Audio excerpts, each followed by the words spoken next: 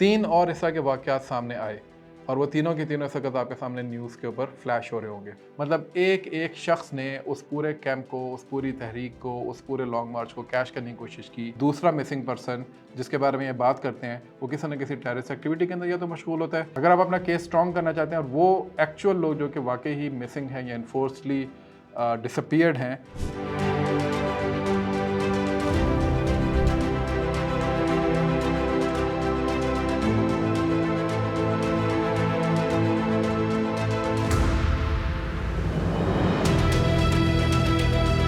कहानी स्टार्ट होती है आज से चंद माह पहले, जब करीमा बलोच, बहुत मशहूर एक्टिविस्ट जो कि ह्यूमन राइट्स की मशहूर हुई बलूचिस्तान से, वो एक लॉन्ग मार्च करते हुए इस्लामाबाद पहुंचती हैं। इस्लामाबाद के अंदर वो आके अपना कैंप लगाती है, धरना देती हैं, बहुत से लोग उसके ऊपर जाते हैं, आते हैं, बात करते हैं।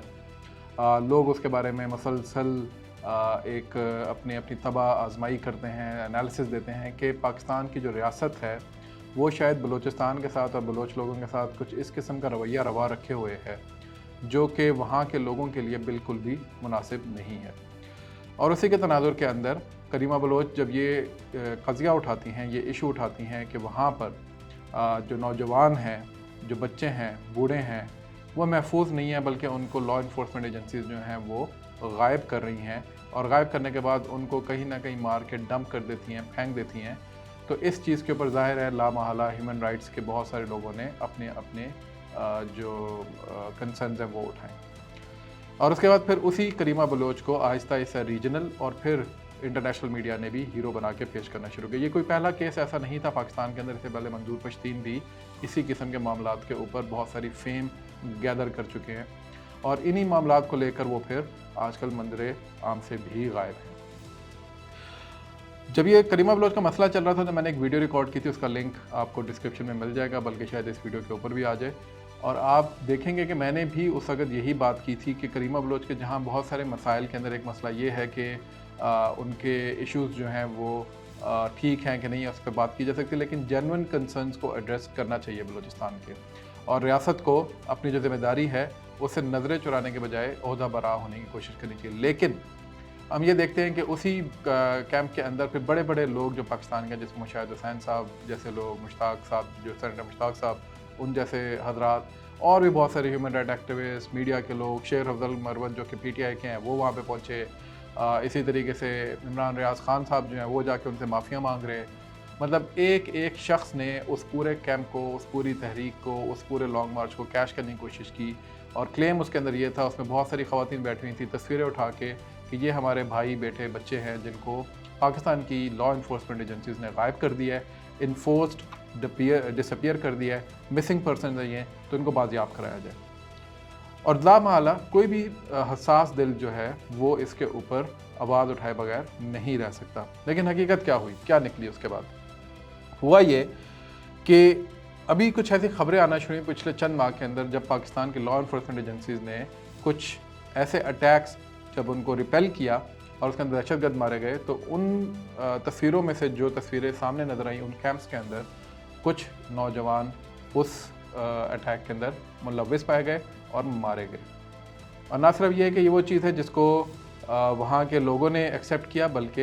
ये जो तहरीक के करता धरता लोग हैं ये भी इस पर खामोशी और दम साधे बैठे रहे। बहुत सारे ऐसे लोग जो कि पाकिस्तान के मुख्तलिफ बड़े शहरों जैसे लाहौर, कराची और इस्लामाबाद में बैठे हुए हैं और ह्यूमन राइट्स का बहुत ज़्यादा प्रचार करते हैं, बिलखसूस बलोच सब नेशनलिस्ट को वो बहुत ज़्यादा हाईलाइट करते हैं, उनकी तहरीक को, और उनके साथ सिंपथी रखते हैं, उनके वायलेंस को बाकायदा जस्टिफाई करते हैं, वो भी इस इशू के ऊपर दम साधे बैठे रहे। अभी पिछले दिनों 7 के करीब पंजाबी मजदूरों को अगवा करके इन लोगों ने कत्ल कर दिया, शहीद कर दिया, उसके बाद भी ये लोग दम साधे बैठे रहे। उसके अलावा ओडमारा के अंदर अगर आप देखते हैं तो एक अटैक हुआ जिसके अंदर कायद-ए-आज़म यूनिवर्सिटी का एक स्टूडेंट जो है वो मुलव्विस पाया गया, वही शख्स जो कि उससे पहले बहुत सारी जगहों के ऊपर आपको इन्हीं धरनों और इन्हीं एक्टिविटीज़ के अंदर इन्वॉल्व नज़र आता था, और बाद में वो उसी एक्टिविटी के अंदर जाके अटैक में मुलव्विस पाया गया और मारा भी गया। 3 और इस तरह के वाक़यात सामने आए और वो तीनों के तीनों इस वक्त आपके सामने न्यूज़ के ऊपर फ्लैश हो रहे होंगे। इन 3 नामों में पहला नाम आपको नज़र आएगा अब्दुल वदूद सतकज़ई का। अब्दुल वदूद सतकज़ई के बाद आपको दूसरा नाम नज़र आएगा BLA के करीम जान का। इसके बाद तीसरा नाम आपको नज़र आएगा आपको गवादर के अटैक के अंदर जो मिसिंग पर्सन था और उसकी फिर वहाँ से पता चला कि भाईजान जो है वो अटैक के अंदर भी मशगूल थे और फिर वहाँ पे मारे भी गए, वो तीसरा नाम था मुस्लिम माहिर का। ये तीनों हाई प्रोफाइल अटैकर्स थे और मज़े की बात है कि इन तीनों अटैकर्स को मिसिंग पर्सन की लिस्ट के अंदर इन्हीं करीमा बलोच और इस तरह के दूसरे जो उनके सिंपथाइजर हैं उस लिस्ट में उन्होंने उनको ना सिर्फ डाला हुआ था बल्कि हाईलाइट भी कर रहे थे। तस्वीरें उठा के इनकी जो है वो पेश की जा रही थी। इनमें से एक दहशतगर्द जो है उनके जो बहन है, फिर उन्होंने उनकी बाकायदा लाश आके वसूल की, इनको जाके बाकायदा इनके जनाजे पड़े।